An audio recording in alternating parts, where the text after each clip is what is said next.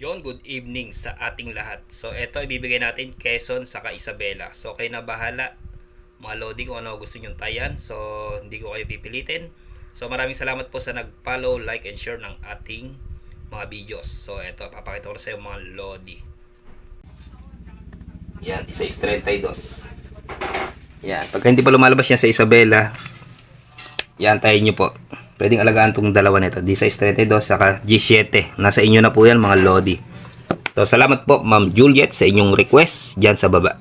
So, boy coding ng Nueva Ecija. Bye-bye na mga lodi. 38. Kunin natin 38. 38. 20. Yan, 9. 36. 19. Yan. Malabas din yung 5 doon sa Quezon. So, ito tayo.